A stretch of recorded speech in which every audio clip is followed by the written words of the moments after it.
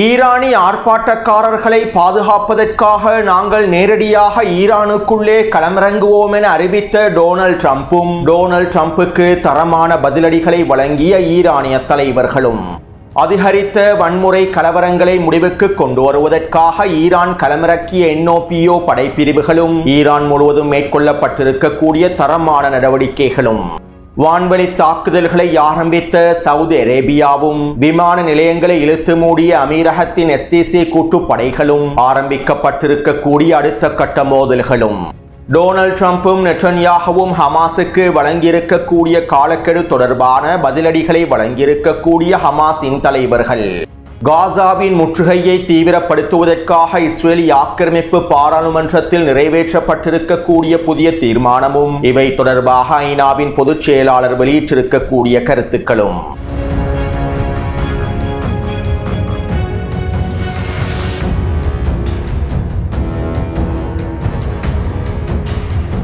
காசாவிலே Israeli ஆக்கிரமிப்பு அதன் கொடூரங்களையும் அட்டூழியங்களையும் தொடர்ச்சியாக மேற்கொண்டு வருகின்றது. காசாவினுடைய மஞ்சள் எல்லை பிரதேசங்களில் ஒவ்வொரு நாளும் இஸ்ரேலி ஆக்கிரமிப்பு வான்வெளி தாக்குதல்களையும் பீரங்கி தாக்குதல்களையும் மேற்கொண்டு வருகின்றது. இஸ்ரேலி ஆக்கிரமிப்பின் இந்த தொடர்ச்சியான வான்வெளி மற்றும் பீரங்கி தாக்குதல்களினால் ஒவ்வொரு நாளும் குறைந்தது 10 தொடக்கம் 20 வரையிலான பலஸ்தீனிய மக்கள் இனப்படுகொலை செய்யப்படுகின்றார்கள். அடிமை மத்தியஸ்தர்களின் சூழ்ச்சி திட்டங்கள் மூலமாக காசாவிலே நடைமுறைப்படுத்தப்பட்டிருக்கக்கூடிய டொனால்ட் ட்ரம்பின் போலியான ஒப்பந்தத்தின் விளைவாக இஸ்ரேலி ஆக்கிரமிப்பு ராணுவம் காசாவின் மஞ்சள் நிற எல்லை பிரதேசங்களை முழுமையாக தரைமட்டமாக்கி வருகின்றது. இந்த ஒப்பந்தம் கைச்சாத்திடப்பட்ட தினத்திலிருந்து இஸ்ரேலி ஆக்கிரமிப்பு காசாவின் மஞ்சள் நிற பிரதேசத்தில் இருக்கக்கூடிய வீடுகளையும் குடியிருப்பு கட்டிடங்களையும் முழுமையாக தரைமட்டமாக்கி வருகின்றது. தற்போது வரை கிடைக்கப்பெற்றிருக்கக்கூடிய தகவல்களுக்கு அமைவாக காசாவினுடைய மஞ்சள் நிற பிரதேசங்களிலே இருக்கக்கூடிய 75% வீடுகளும் குடியிருப்பு கட்டிடங்களும் முழுமையாக தரைமட்டமாக்கப்பட்டு விட்டதாக தெரிவிக்கப்படுகின்றது. இஸ்ரேலி ஆக்கிரமிப்பு ராணுவம் காசாவினுடைய மஞ்சள் நிற பிரதேசங்களான 64% பிரதேசங்களை முழுமையாக கட்டுப்படுத்துகின்றது. டொனால்ட் ட்ரம்பினுடைய குறித்த யுத்த நிறுத்த ஒப்பந்தத்தின் மூலமாகவே இந்த 64% பிரதேசங்களையும் இஸ்ரேலி ஆக்கிரமிப்பு கைப்பற்றியது. தற்போது இந்த பிரதேசங்களுடைய 75% பிரதேசங்கள் முழுமையாக தரைமட்டமாக்கப்பட்டு விட்டன. அதிலும் குறிப்பாக ரஃபாவின் மேற்கு மற்றும் கிழக்கு பிரதேசங்களும் கான்யூனிஸினுடைய கிழக்கு பிரதேசங்களும் முழுமையாக தரைமட்டமாக்கப்பட்டு விட்டன.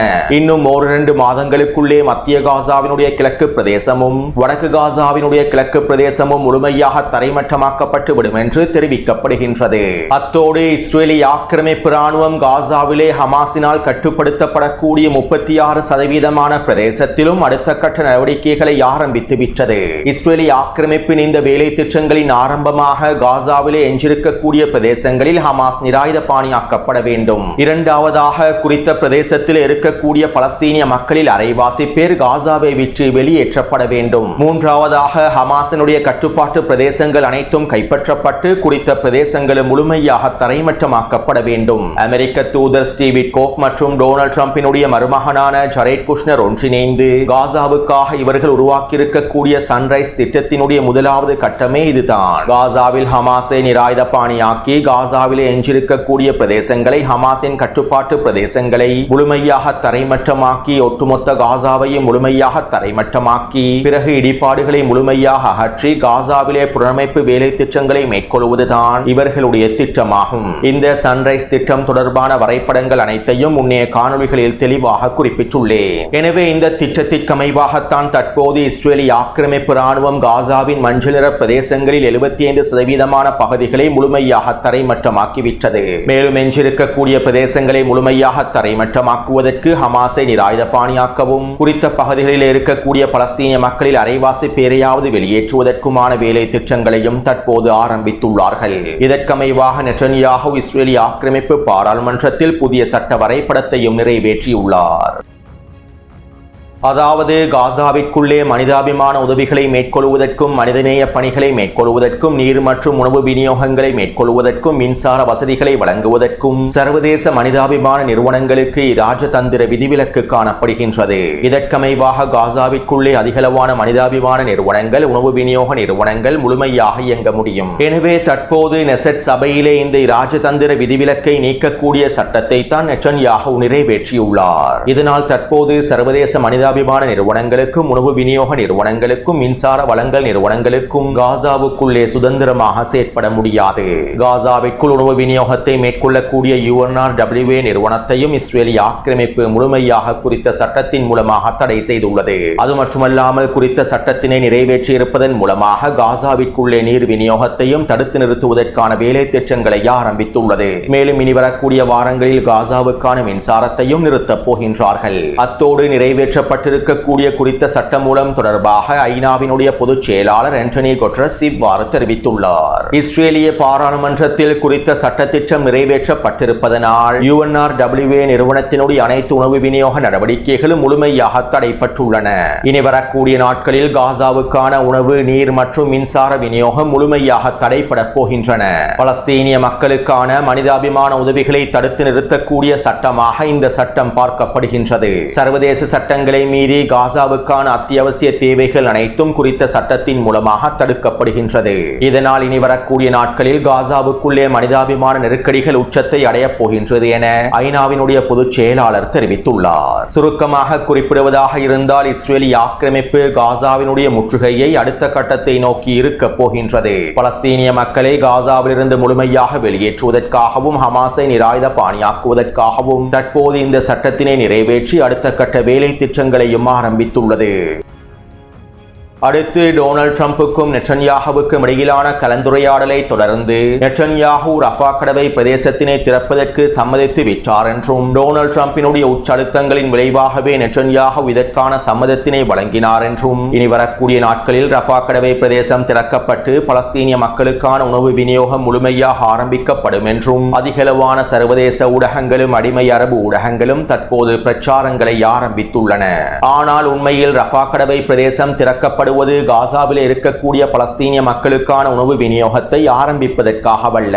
கடந்த 3 வாரங்களுக்கு முன்பும் இவை தொடர்பாக நான் தெளிவாக குறிப்பிட்டிருந்தேன். இஸ்ரேலிய ஆக்கிரமிப்பு ரஃபா கடவை பிரதேசத்தினை திறந்து காசாவில் இருக்கக்கூடிய பலஸ்தீனிய மக்களை வெளியேற்றுவதற்கே முயற்சி செய்கின்றது. தன்னிச்சையாக காசாவை விட்டு வெளியேறுவதற்கு சம்மதத்தினை வழங்கியிருக்கக்கூடிய பல பலஸ்தீனிய குடும்பங்களை ரஃபா கடவை பிரதேசத்தினூடாக உத்தியோகபூர்வமாக வெளியேற்றுவதற்காகவே இந்த நடவடிக்கைகள் அனைத்தும் மேற்கொள்ளப்பட்டு வருகின்றன.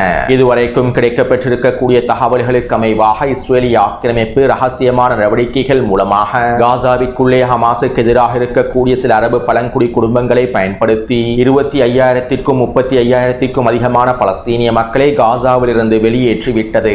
மேலும் இன்னும் தன்னிச்சையாக காசாவை விட்டு வெளியேறுவதற்கு 2 லட்சம் தொடக்கம் 3 லட்சம் வரையிலான பலஸ்தீனிய மக்கள் தயாராக இருப்பதாக இஸ்ரேலிய ஆக்கிரமிப்பு இராணுவம் உளவுத்துறை மதிப்பீடுகளையும் பெற்றுக் கொண்டுள்ளது. எனவே இவ்வாறு காசாவை விட்டு வெளியேறுவதற்கு தயாராக இருக்கக்கூடிய 2 லட்சம் தொடக்கம் 3 லட்சம் வரையிலான பலஸ்தீனிய மக்களை ரஃபா கடவை பிரதேசத்தினூடாக வெளியேற்றுவதற்கான வேலை திட்டங்களை ஆரம்பிப்பதற்காகவே தற்போது ரஃபா கடவை பிரதேசம் திறக்கப்பட போகின்றது. மேலும் இதற்கான முழுமையான ஆதரவை எகிப்தும் வழங்கியுள்ளது. சர்வதேசத்தை ஏமாற்றுவதற்காக எகிப்து வெற்று கண்டன அறிக்கைகளையும் மிரட்டல்களையும் வெளியிடலாம். நாங்கள் ரஃபா கடவை பிரதேசத்தினூடாக பலஸ்தீனிய மக்கள் வெளியேற்றப்படுவதை ஒருபொழுதும் அனுமதிக்க மாட்டோம் என அடிமை எகிப்திய தலைவர்கள் சர்வதேசத்தை ஏமாற்றுவதற்கான கருத்துக்களை வெளியிடலாம். ஆனால் களத்தினுடைய யதார்த்தம் அவ்வாறல்ல.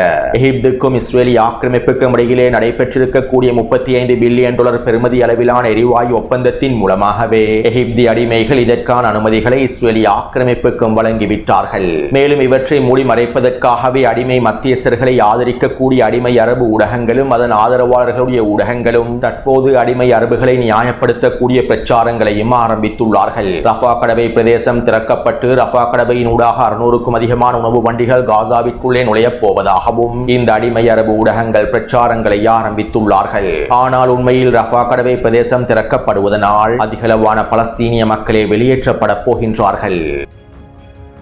அடுத்து டொனால்ட் ட்ரம்பும் நெட்டன்யாஹுவும் ஹமாஸுக்கு 2 மாத காலக்கெடுவை விதித்துள்ளார்கள். டொனால்ட் ட்ரம்பினுடைய 2ஆம் கட்ட திட்டத்தின் ஆரம்பமாக 2 மாதங்களுக்குள்ளே ஹமாஸ் நிராயுத பாணியாக்கப்பட வேண்டும் என டொனால்ட் ட்ரம்பும் நெட்டன்யாஹுவும் ஹமாஸுக்கு காலக்கெடுவை விதித்துள்ளார்கள். மேலும் இதைத் தொடர்ந்து ஹமாஸினுடைய மூத்த தலைவர்களில் ஒருவரான முகமது நஸ்ஸல் அவர்கள் இவ்வாறு பதில் வழங்கியுள்ளார். ஹமாஸ் இந்த யுத்த களத்திலே மிகப்பெரிய விலைகளை செலுத்தியுள்ளது.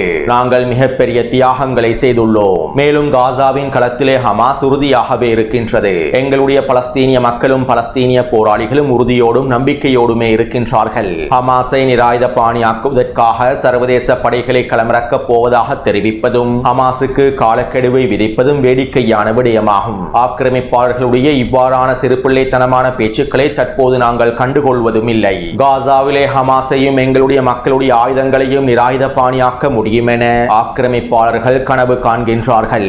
இவ்வளவு தியாகங்களை செய்ததற்கு பின்பு நாங்கள் ஆயுதங்களை கீழே வைப்போம் என நீங்கள் நினைக்கின்றீர்களா? எங்களுடைய மக்கள் அவர்களுடைய ஆயுதங்களை கீழே வைப்பார்கள் என நீங்கள் எண்ணுகின்றீர்களா? நீங்கள் அவ்வாறு எண்ணினால் அது உங்களுடைய முட்டாள்தனத்தையே உறுதிப்படுத்துகின்றது. நாங்கள் ஒரு பொழுதும் எங்களுடைய ஆயுதங்களை கீழே வைக்கப் போவதில்லை. எங்களுடைய பலஸ்தீனிய மக்கள் அவர்களுடைய ஆயுதங்களை கீழே வைக்கப் போவதில்லை. எங்களுடைய ஆயுதங்கள் எங்களுடைய மக்களின் உரிமைகளாகும். இந்த உரிமைகளை நாங்கள் ஒரு பொழுதும் விட்டுக் கொடுக்க போவதில்லை. மேலும் ஆக்கிரமிப்பாளர்கள் சாத்தியமற்ற விடயங்களை பற்றி பேசுவதை விட சாத்தியமான விடயங்களை பற்றி பேசுங்கள் என ஹமாஸினுடைய மூத்த தலைவர்களில் ஒருவரான முஹம்மது நஸ்ஸல் அவர்கள் தெரிவித்துள்ளார்.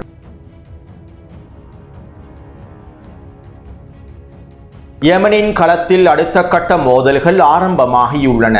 ஐக்கிய அரபு அமீரகத்தினுடைய ஆதரவு பெற்ற எஸ்டிசி கூட்டுப்படைகள் யமனினுடைய ஹதர்மௌத் மற்றும் அல் மஹரா பிரதேசங்களில் வலுவூட்டல்களை அதிகரித்துள்ளது. குறித்த பிரதேசங்களிலே நிலை கொண்டிருக்கக்கூடிய எஸ்டிசி கூட்டுப்படைகளுக்கு தேவையான அனைத்து விதமான ஆயுத பரிமாற்றங்களையும் மேற்கொண்டுள்ளது. ஹதர்மௌத் மற்றும் அல் மஹரா பிரதேசத்திலே நிலை கொண்டிருக்கக்கூடிய எஸ்டிசி கூட்டுப்படைகளுக்கு தேவையான அதிகளவான ஆயுதங்கள் களமிறக்கப்பட்டுள்ளன. மேலும் குறித்த பகுதிகளிலே அதிகளவான படைப்பிரிவுகளையும் களமிறக்கியுள்ளது. அதாவது குறித்த வரைபடத்தில் 2 சிவப்பு நிற வளையத்தினால் காண்பிக்கப்பட்டிருக்கக்கூடிய பகுதிகள் அனைத்திலும் உச்செச்சரிக்கையில் படைகள் முழுமையாக களமிறக்கப்பட்டுள்ளன. ஏடன் பிரதேசத்திலிருந்து அதிகளவான ஆயுதங்களும் பரிமாற்றம் செய்யப்பட்டு குறித்த பகுதிகளில் குவிக்கப்பட்டுள்ளன. அது மட்டுமல்லாமல் சவுதி அரேபியாவினுடைய கூட்டுப்படைகளின் கட்டுப்பாட்டிலே இருந்த அல் ரய்யான் விமான நிலையத்தையும் ஐக்கிய அரபு அமீரகத்தினுடைய எஸ்டிசி கூட்டுப்படைகள் முழுமையாக மூடியுள்ளார்கள். குறித்த வரைபடத்தில் இலக்கம் 4 குறிப்பிடப்பட்டிருக்கக்கூடிய பிரதேசமே அல் ரய்யான் விமான நிலையமாகும். 2 வாரங்களுக்கு முன்பே ஐக்கிய அரபு அமீரகத்தினுடைய எஸ்டிசி கூட்டுப்படைகள் குறித்த விமான நிலையத்தினை கைப்பற்றியிருந்தார்கள். எனவே தற்போது குறித்த விமான நிலையத்தில் சேவை செய்யக்கூடிய அனைத்து சவுதி அரேபிய ஆதரவு அதிகாரிகளையும் முழுமையாக வெளியேற்றியுள்ளார்கள். அதே போன்று நேற்று மாலை பேச்சுவார்த்தைகளுக்காக சவுதி அரேபியா அதனுடைய தூதுக்குழுவை ஏடனை நோக்கி அனுப்பி வைத்தது. சவுதி அரேபியாவின் பிரதிநிதிகளை அதிகாரிகளை உள்ளடக்கிய குறித்த விமானம் ஏடன் விமான நிலையத்தில் களமிறங்குவதற்காகவே திட்டமிடப்பட்டிருந்தது. இருப்பினும் அமீரகத்தினுடைய கூட்டுப்படைகள் சவுதி அரேபியாவினுடைய விமானத்தை தரையிறங்குவதற்கு விடவில்லை. மேலும் ஏடன் பிரதேசத்தில் இருக்கக்கூடிய விமான நிலையத்தையும் முழுமையாக இழுத்து மூடிவிட்டார்கள். சவுதி அரேபியாவினுடைய எந்த ஒரு விமானத்தையும் நாங்கள் அனுமதிக்கப் போவதில்லை என எஸ்டிசி கூட்டுப்படைகள் தெரிவித்துள்ளார்கள். இதைத் தொடர்ந்து சவுதி அரேபிய கூட்டுப்படை அதிகாரிகளும் தலைமைகளும் ஒன்றிணைந்து அறிக்கை ஒன்றை வெளியிட்டிருந்தார்கள். அமீரகத்தினுடைய எஸ்டிசி கூட்டுப்படைகள் ஹதர்மௌத் மற்றும் அல் மஹரா பிரதேசத்தில் இருக்கக்கூடிய பகுதிகளில் இருந்து முழுமையாக பின்வாங்கிவிட வேண்டும். எங்களுடைய பிரதேசங்களில் இருந்து அமீரகத்தின் எஸ்டிசி கூட்டுப்படைகள் முழுமையாக பின்வாங்கிவிட வேண்டும். மேலும் குறித்த பிரதேசங்களை நாங்கள் முழுமையாக மீட்டெடுப்பதற்காகவும் அமீரகத்தின் கூட்டுப்படைகளை பின்வாங்க செய்வதற்காகவும் கேம்ப் ஹேண்ட் ஓவர் ஆபரேஷன் என்கின்ற நடவடிக்கைகளை தற்போது ஆரம்பித்து அத்தோடு இந்த நடவடிக்கையானது ஒரு போர் அறிவிப்பல்ல. நாங்கள் அமைதியாகவே குறித்த பிரதேசங்களை கைப்பற்றுவதற்கு முயற்சி செய்கின்றோம். இதனால் சவுதி அரேபியாவினுடைய கட்டளைகளுக்கு உடன்பட்டு அமீரகத்தின் எஸ்டிசி கூட்டுப்படைகள் அமைதியான முறையில் குறித்த பகுதிகளில் இருந்து வெளியேறிவிட வேண்டும். இல்லாவிட்டால் நிலைமைகள் மிகவும் சிக்கலானதாக மாறிவிடும் என சவுதி அரேபியாவினுடைய கூட்டுப்படைகள் ஒன்றிணைந்து குறித்த அறிக்கையில் தெரிவித்துள்ளார்கள். இதைத் தொடர்ந்து அமீரகத்தினுடைய எஸ்டிசி படைகள் அறிக்கை ஒன்றை வெளியிட்டிருந்தன.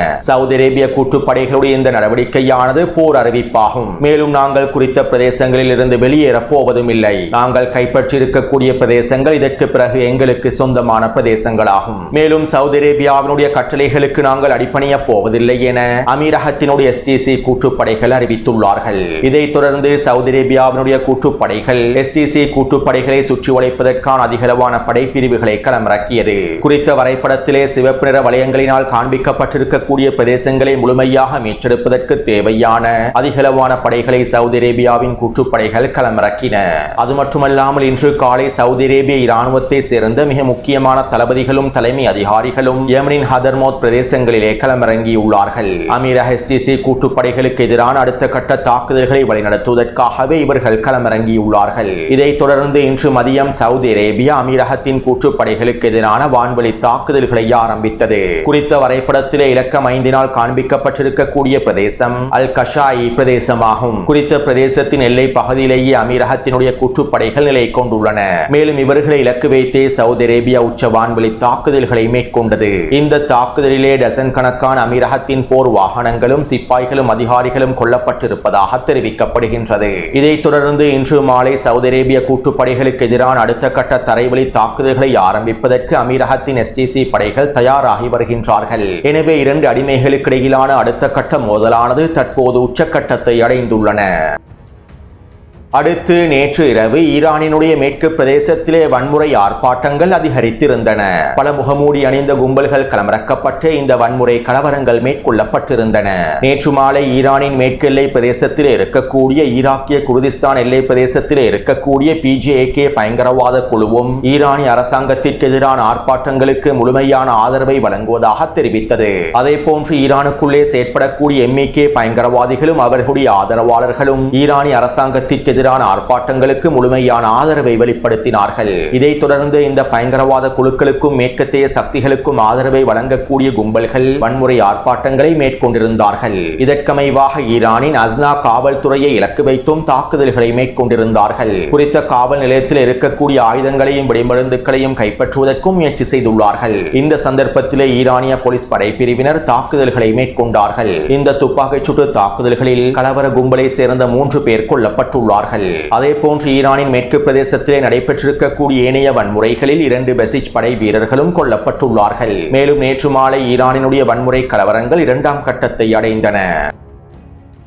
அத்தோடு ஈரானுக்குள்ளே வன்முறை கலவரங்கள் 2ஆம் கட்டத்தை அடையும் சந்தர்ப்பத்தில் ஈரான் எப்போதும் NOPO படைகளையே களமிறக்கும். 2022ஆம் ஆண்டு நடைபெற்ற உச்ச வன்முறை கலவரங்களின் போதும் இந்த கலவரங்கள் 2ஆம் கட்டத்தை அடைந்த சந்தர்ப்பத்திலும் ஈரான் அதிரடியாக NOPO படைப்பிரிவுகளையே களமிறக்கியது. அதாவது வன்முறை கலவரங்களை அடக்குவதற்காகவே ஈரான் விசேடமாக தயாரித்திருக்கக்கூடிய படைப்பிரிவாகவே இந்த NOPO படைப்பிரிவு காணப்படுகின்றது. கலவரங்களை முழுமையாக கட்டுப்படுத்தக்கூடிய சிறப்பு தேர்ச்சி பெற்ற மிகப்பெரிய படைப்பிரிவாகவே இந்த NOPO படைப்பிரிவு காணப்படுகின்றது. எனவே நேற்று மாலை ஈரானுக்குள்ளே கலவரங்கள் 2ஆம் கட்டத்தை அடைந்ததனால் ஈரானிய அரசாங்கம் போலீஸ் படைப்பிரிவுகளுக்கு பதிலாக NOPO படைப்பிரிவுகளை களமிறக்கியது. மேலும் இவ்வாறு அதிரடியாக களமிறங்கிய NOPO படைப்பிரிவினர் தரமான நடவடிக்கைகளை மேற்கொண்டிருந்தார்கள். கலவரக்காரர்களை முற்றுகையிட்டு வன்முறை கலவரங்களை அடக்கினார்கள். மேலும் டசன் கணக்கான கும்பல்களையும் கைது செய்தார்கள். அத்தோடு இந்த NOPO படைப்பிரிவில் 4 உப படைப்பிரிவுகள் காணப்படுகின்றன. இமாம் அலி, மூசா இப்னு ஜாஃபர், இமாம் கொமேனி மற்றும் இமாம் ஹுசைன் ஆகிய 4 உப படைப்பிரிவுகளே காணப்படுகின்றன. இந்த 4 படைப்பிரிவுகளிலும் மொத்தமாக 3 லட்சம் வீரர்கள் காணப்படுகின்றார்கள். இவர்களுக்கு மேலதிகமாக இன்னும் 60,000 NOPO படை வீரர்களும் காணப்படுகின்றார்கள். எனவே இவ்வாறு நேற்று மாலை ஈரானிய அரசாங்கம் 3 லட்சத்திற்கும் அதிகமான NOPO படைப்பிரிவுகளை ஈரான் முழுவதும் களமிறக்கியது. NOPO படைப்பிரிவானது ஆர்ப்பாட்டங்களையும் வன்முறை கலவரங்களையும் முடக்குவதற்கு சிறப்பு தேர்ச்சி பெற்றிருப்பதனால் கிட்டத்தட்ட 8 மணித்தியாலங்களுக்குள்ளேயே அனைத்து வன்முறை கலவரங்களையும் முடக்கிவிட்டார்கள். இதனால் இன்று அதிகாலையிலேயே ஈரானுக்குள் நிலைமைகள் வளமைக்கு திரும்பின. அத்தோடு இன்றிரவு சிறிய கலவரங்களை ஏற்பாடு செய்திருப்பதாகவும் இந்த கலவரங்களையும் முடக்குவதற்கு முழுமையாக NOPO படைகள் தயாராக இருப்பதாகவும் ஈரானிய ஊடகங்கள் தெரிவித்துள்ளன. அது மட்டுமல்லாமல் கடந்த 24 மணித்தியாலங்களுக்குள் NOPO படைப்பிரிவினர் டசன் கணக்கான கலவரக்காரர்களை கைது செய்துள்ளார்கள். அத்தோடு 2022ஆம் ஆண்டு நடைபெற்ற மிகப்பெரிய கலவரங்களையும் NOPO படைப்பிரிவினர் முழுமையாக அடக்கினார்கள். எனவே தற்போதைய கலவரங்கள் இதைவிட மிகச்சிறிய கலவரங்களாகவே காணப்படுவதனால் இவற்றையும் முழுமையாக முடக்கிவிட்டார்கள். மேலும் இந்த நிலைமைகள் தொடர்பாக இஸ்ரேலிய ஆக்கிரமிப்பினுடைய இராணுவ ஆய்வாளர் அவீஸ் செரோஃப் இவ்வாறு தெரிவித்துள்ளார். ஈரானிய அரசாங்கத்திற்கு இந்த கலவரங்கள் ஒன்றும் புதிதல்ல. 2020ஆம் ஆண்டுகளுக்கு பின்பு மிகப்பெரிய கலவரங்களை ஈரான் சந்தித்துள்ளது. இருப்பினும் இந்த கலவரங்களை அடக்குவதற்கு முடக்குவதற்கு ஈரானிடம் சிறப்பு படைப்பிரிவுகள் காணப்படுகின்றன. அவர்கள் அவர்கள் இதற்காகவே சிறப்பு தேர்ச்சி பெற்றவர்களாகவே இருக்கின்றார்கள். தற்போதைய கலவரங்களுடைய வீரியம் குறைந்திருப்பதற்கும் இவர்கள் தான் காரணம். மேலும் சர்வதேச ஊடக பிரச்சாரங்களுக்கும் அழுத்தங்களுக்கு மத்தியிலும் ஈரான் இந்த கலவரங்களை வெற்றிகரமாக முடக்கி இருப்பதாகவே தெரிவிக்கப்படுகின்றது. இதனால் தற்போது ஈரானிய அரசாங்கம் வீழ்ச்சி அடைவதற்கான பாதையிலும் இல்லை. ஒருவேளை நெட்டன்யாஹு ஈரானிய தலைமைகளை இலக்கு வைத்து படுகொலை தாக்குதல்களை மேற்கொண்டால் மீண்டும் இந்த கலவரங்களை தூண்டிவிட்டு ஈரானிய அரசாங்கத்தினை வீழ்த்துவதற்கான வாய்ப்புகளை அதிகரிக்கலாம் என இஸ்ரேலிய ஆக்கிரமிப்பின் இராணுவ ஆய்வாளர் அவீஸ் செரோவ் தெரிவித்துள்ளார். இப்படியான நிலைமையிலேயே இன்று அதிகாலை டொனால்ட் ட்ரம்ப் ட்ரூத் சோஷியல் தளத்தில் இவ்வாறு தெரிவித்தார். ஈரானுக்குள்ளே ஈரானிய அரசாங்கத்திற்கு எதிராக அமைதியான முறையில் போராட்டங்களை மேற்கொள்ளக்கூடியவர்களை ஈரான் சுட்டுக் கொள்கின்றது. இவ்வாறு அமைதியான ஆர்ப்பாட்டக்காரர்களை இலக்கு வைத்து ஈரான் தாக்குதல்களை மேற்கொண்டால் நாங்கள் ஈரானுக்குள்ளே நேரடியாக களமிறங்குவோம். மேலும் நாங்கள் ஈரானுக்குள்ளே நேரடியாக களமிறங்கி இந்த ஆர்ப்பாட்டக்காரர்களை பாதுகாப்பதற்கும் மீட்டெடுப்பதற்கும் அனைத்தையும் செய்வோம். இதற்காக நாங்கள் முழுமையாக தயாராகவே இருக்கின்றோம் என டொனால்ட் ட்ரம்ப் தெரிவித்தார். இதைத் தொடர்ந்து இஸ்ரேலிய ஆக்கிரமிப்பினுடைய இராணுவ தலைமை அதிகாரிகளும் பாதுகாப்பு தலைமைகளும் ஈரானிய ஆர்ப்பாட்டக்காரர்களை பாதுகாப்பதற்கு அமெரிக்கா களமிறங்கினால் நாங்களும் அமெரிக்காவோடு நேரடியாக ஈரானுக்குள்ளே களமிறங்குவோம் என இஸ்ரேலிய ஆக்கிரமிப்பு அதிகாரிகள் தெரிவித்தார்கள். இதைத் தொடர்ந்து ஈரானிய உச்ச தேசிய பாதுகாப்பு சபையினுடைய தலைவர் அலி லர்ஜானி அவர்கள் இவ்வாறு பதில் வழங்கினார். ஈரானினுடைய உள்விவகாரங்களில் அமெரிக்கா தலையிட்டால், ஈரானிய உள்விவகாரங்களுக்குள் அமெரிக்கா மூக்கை நுழைத்தால் நாங்கள் பிராந்தியத்தில் இருக்கக்கூடிய அமெரிக்காவினுடைய நலன்கள் மீது கை வைப்போம். டொனால்ட் ட்ரம்பினதும் இஸ்ரேலிய ஆக்கிரமிப்பு தலைவர்களதும் அறிக்கைகள் இந்த வன்முறை கலவரங்களுக்கு பின்னால் யார் இருக்கின்றார்கள் என்பதனை உலகுக்கு நிரூபித்துள்ளது. நாங்கள் அமெரிக்காவுக்கு ஒரு விடயத்தினை கூறிக்கொள்கின்றோம். நீங்கள் ஈரானுக்கு சாகசம் காண்பிப்பதற்கு முற்பட வேண்டாம். பிறகு நாங்கள் இந்த பிராந்தியத்திலே உங்களுக்கு எங்களுடைய சாகசத்தை காண்பிப்போம். அமெரிக்க மக்களே, மத்திய கிழக்கு பிராந்தியத்தில் இருக்கக்கூடிய உங்களுடைய இராணுவ சிப்பாய்களையும் அதிகாரிகளையும் பாதுகாத்துக் கொள்ளுங்கள், கவனித்துக் கொள்ளுங்கள். இல்லாவிட்டால் நாங்கள் பிராந்தியத்தில் இருக்கக்கூடிய அமெரிக்க சிப்பாய்களையும் அதிகாரிகளையும் கவனித்துக் கொள்வோம். ஈரானினுடைய உள்விவகாரத்தில் கை வைத்தால் இந்த பிராந்தியத்திலே அமெரிக்காவினுடைய அனைத்து நலன்களும் குறிவைக்கப்படும் என ஈரானிய உச்ச தேசிய பாதுகாப்பு சபையினுடைய தலைவர் அலி லர்ஜானி அவர்கள் தெரிவித்துள்ளார். எனவே இந்த காணொளி தொடர்பான கருத்துக்களை பதிவிடுங்கள். தொடர்ந்தும் என்னுடன் இணைந்திருங்கள். நன்றி, வணக்கம்.